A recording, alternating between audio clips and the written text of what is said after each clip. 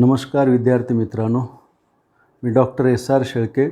आज आपण computation of tax liability of individual और असेसी ह्या चॅप्टरवरचा दुसरा प्रॉब्लेम आपण या ठिकाणी घेणार आहोत। तो प्रॉब्लेम मी आपणाला वाचून दाखवतो। The taxable income of mister Ashok age 60 years by all sources is ₹60,50,000 for the previous year 2019-20. How much income tax will he pay in the assessment year 2020-21? If his income is rupees 1 crore 20 lakhs, then compute the amount of income tax of him. तर अशा प्रकारचा हा problem आहे। Mister Ashok हे असेसीचं नाव आहे। वय 60 वर्षे आहे, 60 वर्षे, आणि त्यांचं जे उत्पन्न आहे 2019-20 ह्या मागील वर्षातील 60,50,000 असं आहे। तर 2020-21 ह्या निर्धारण वर्षामध्ये त्यांना किती टॅक्स पेड करावा लागेल, आणि जर त्यांचं उत्पन्न 1,20,00,000 रुपये असेल तर त्यांना किती टॅक्स पेड करावा लागेल। तर अशा दोन कंडिशन दिलेल्या आहेत। ह्या दोन कंडिशनमध्ये आपणाला त्यांची जी काही टॅक्स लायबिलिटी आहे ती या ठिकाणी कॅल्क्युलेट करायची आहे। तर पहा, आपण प्रॉब्लेमला सुरुवात करूया। मी या ठिकाणी प्रॉब्लेमला सुरुवात करतो। Computation of tax payable by assessee for the assessment year 2020-21। तर पहा, या ठिकाणी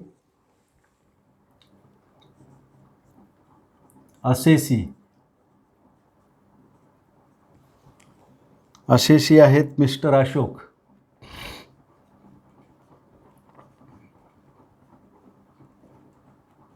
मिस्टर अशोक त्यांचं इन्कम आहे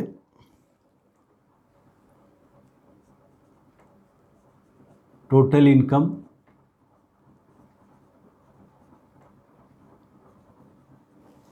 रुपीज 60,50,000। तर 60,50,000 रुपये उत्पन्न असताना त्यांना किती टॅक्स पेड करावा लागेल ते पहिल्यांदा आपण या ठिकाणी काढूया। आलं लक्षात? त्यानंतर आता या ठिकाणी घ्या number 1, income tax on rupees 2,50,000, rate of tax nil, आणि लागणारा टॅक्ससुद्धा या ठिकाणी नील राहील। तर पहा, मी तुम्हाला काल सांगितल्याप्रमाणे किंवा बऱ्याच वेळा सांगितल्याप्रमाणे करदात्याचं 2,50,000 रुपयापर्यंतचं उत्पन्न हे करमुक्त आहे। 2,50,000 रुपयापर्यंत कुठल्याही प्रकारचा टॅक्स लागत नाही, म्हणून इन्कम टॅक्स ऑन फर्स्ट 2,50,000 नील। त्यानंतर नंबर या ठिकाणी 2 घ्या, income tax on next rupees 2,50,000 म्हणजे 5%। 0 ते 2,50,000 नील, 2,50,000 ते 5,00,000 च्या दरम्यान 2.5 लाख रुपये उत्पन्न येईल। आलं लक्षात? त्या 2.5 लाखावर 5% दराने टॅक्स येईल पहा 12,500 रुपये। आलं लक्षात? त्यानंतर number 3, income tax on next rupees 5 lakhs, म्हणजे 0 ते 2,50,000, 2,50,000 ते 5,00,000 याच्या दरम्यानचं 2,50,000वरचं काढलं। आता 5,00,000 ते 10,00,000च्या दरम्यान म्हणजे 5,00,000 रुपये इन्कम असते। याच्यावर 20% दराने टॅक्स काढा। तर हा टॅक्स येईल पहा 1,00,000 रुपये. आलं लक्षात. त्यानंतर number 4 income tax on next rupees. आता पहा 60,50,000 10 लाख गेले तर किती शिल्लक राहतील तिथं? 50,50,000. आलं लक्षात. 50,50,000 म्हणजे 10 लाखापेक्षा जे जास्तीचं उत्पन्न आहे त्या उत्पन्नावर तर 30% टॅक्स लागतो. आलं लक्षात. तर या ठिकाणी किती टॅक्स होईल तो?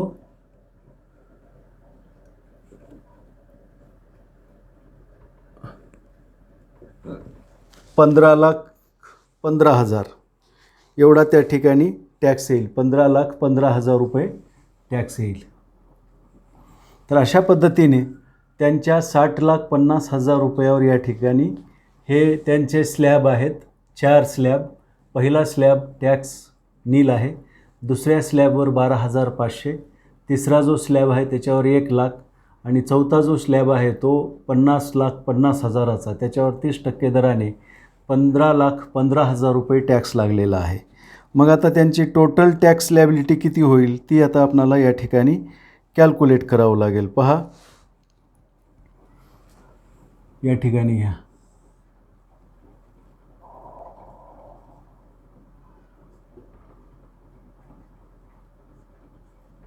16,27,500 16,27,500 रुपये एवढा त्यांना टॅक्स त्या ठिकाणी लागलेला आहे. आलं लक्षात. ह्याला म्हणायचं टोटल टॅक्स. टोटल टॅक्स 16,27,500 रुपये या ठिकाणी टॅक्स लागलेला आहे. तर पहा या ठिकाणी नियम असा आहे की ज्या करदात्याचं उत्पन्न 50,00,000 रुपयापर्यंत आहे त्यांना कुठलाही सरचार्ज त्या ठिकाणी लागत नाही. परंतु ज्या करदात्याचं उत्पन्न 50 लाखापेक्षा जास्त आहे परंतु 1 कोटीपर्यंत आहे, मॅक्झिमम 1 कोटी आहे. आलं लक्षात. 50 लाख ते 1 कोटी या दरम्यान जर उत्पन्न असेल तर अशा करदात्याला 10% सरचार्ज त्या ठिकाणी द्यावा लागतो. आता हे सरचार्ज म्हणजे काय? करावर लागणारा कर. आलं लक्षात. त्यांना किती कर लागलेला आहे? 16,27,500 रुपये. तर यांना याच्यावर सरचार्ज म्हणून या ठिकाणी ॲड करा.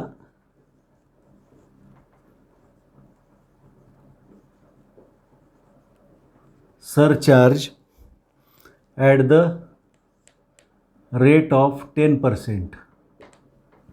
टोटल टॅक्स जो काही आहे याच्यावर त्यांना 10% सरचार्ज द्यावा लागेल. या ठिकाणी 1,62,750 1,62,750 एवढा सरचार्ज लागेल. पहा म्हणजे करावर लागणारा कर ज्याचं उत्पन्न 50 लाखापेक्षा जास्त आहे आणि 1 कोटीच्या आत आहे अशा करदात्यासाठी 10% सरचार्ज लागतो. त्यांना एकूण टॅक्स लागलेला आहे 16,27,500. त्याच्या 10% म्हणजे 1,62,750 त्यांना सरचार्ज लागलेला आहे. आता याची बेरीज करा. 17,90,000 रुपये एवढा तो टॅक्स झालेला आहे सरचार्ज सहित. 17,90,250 रुपये एवढा तो टोटल टॅक्स झालेला आहे. आणि याच्यावर आता ॲड करा अजून. Add health and education cess. Health and education cess at the rate of 4%. आता हे 17,90,250 वर 4% दराने आपणाला या ठिकाणी एज्युकेशन आणि हेल्थ सेस काढायचा आहे आणि तो किती येईल तो पहा. 71,610 रुपये असा तो सरचार्ज येईल. 71,610 एवढा त्या ठिकाणी हेल्थ अँड एज्युकेशन सेस त्यांना पेड करावं लागेल. आता याची बेरीज जर केली आपण तर ती बेरीज येईल 18,61,860 रुपये. याला काय म्हणायचं? Total tax payable. Total tax payable mister Ashok यांचा 18,61,860 रुपये होईल. पहा, आलं लक्षात? एवढा टॅक्स त्यांना या ठिकाणी पेड करावा लागेल. केव्हा? जेव्हा त्यांचं उत्पन्न 60,50,000 आहे तेव्हा. म्हणजे त्यांचं जे टोटल इन्कम आहे, कॅल्क्युलेट केलेलं इन्कम आपणाला दिलेलं आहे 60,50,000. अशा परिस्थितीमध्ये त्यांना एवढा टॅक्स लागेल. आता आपणाला त्यांचं उत्पन्न 1,20,00,000 असेल तर किती टॅक्स लागेल ते काढायचं आहे. पहा, assessee mister Ashok if total income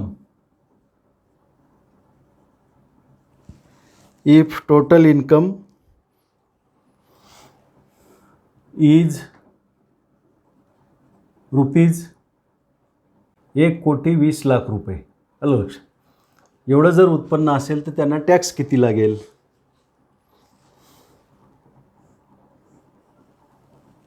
तर आता ह्या ठिकाणी आपण काढूया त्यांचं. तर number 1, income tax on rupees 2,50,000 नील. पहिल्या 2,50,000 टॅक्स हा नील लागेल. त्यानंतर number 2, income tax on next rupees 2,50,000 याच्यावर 5% दराने 12,500 रुपये टॅक्स लागेल. पहा, त्यानंतर number 3, income tax on next rupees 5 lakhs याच्यावर 20% दराने टॅक्स काढा. तो येईल 1,00,000 रुपये. 1,00,000. त्यानंतर चौथा स्लॅब आहे पहा या ठिकाणी, income tax on next rupees 1,10,00,000 याच्यावर 30% दराने. आलं लक्षात? 1,10,00,000वर 30% दराने त्यांना टॅक्स किती त्या ठिकाणी द्यावं लागेल. तर पहा, हा टॅक्स जर आपणाला काढायचं म्हटलं म्हणजे 33,00,000 रुपये या ठिकाणी त्यांना टॅक्स लागेल. पहा, जो चौथा जो स्लॅब आहे त्यांचा 1,10,00,000चा त्याच्यावर 30% दराने 33,00,000 रुपये टॅक्स लागेल. आलं लक्षात? तर आता ह्या टॅक्सची आपण बेरीज करूया. बेरीज केली तर 34,12,500 रुपये होईल. हा टोटल टॅक्स होईल त्यांचा. Total tax 34,12,500. तर पहा, या ठिकाणी एक नियम लक्षात घ्या. ज्या करदात्याचं उत्पन्न 1 कोटीपेक्षा जास्त आहे त्याला सरचार्ज 15% लागतो. ज्या करदात्याचं उत्पन्न 50 लाखापर्यंत आहे त्याला सरचार्ज लागत नाही. 50 लाख ते 1 कोटीच्या दरम्यान ज्यांचं उत्पन्न आहे त्यांना 10% सरचार्ज लागतो. आणि ज्यांचं 1 कोटीपेक्षा जास्त उत्पन्न आहे, टोटल उत्पन्न, आलं लक्षात, त्यांना 15% सरचार्ज या ठिकाणी द्यावा लागतो. आता सरचार्ज म्हणजे करावर लागणारा कर. आलं लक्षात? आता हा त्यांचा 34,12,500 रुपये टोटल कर आहे. ह्या करावर त्यांना या ठिकाणी ॲड करा 15% सरचार्ज त्यांना द्यावं लागेल. आलं लक्षात. तर पहा या ठिकाणी 34,12,500वर 15% दराने सरचार्ज किती येईल तो कॅल्क्युलेट करू आपण. 5,11,875 5,11,875 एवढा सरचार्ज त्यांना द्यावा लागेल. 34,12,500 टॅक्स आहे त्यांचा, त्या टॅक्सवर 15% दराने 5,11,875 एवढा त्या ठिकाणी सरचार्ज आला. आता त्यांची बेरीज करा.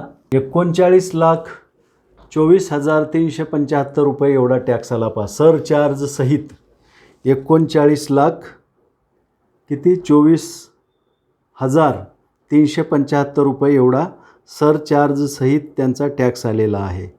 अजून यामध्ये ॲड करा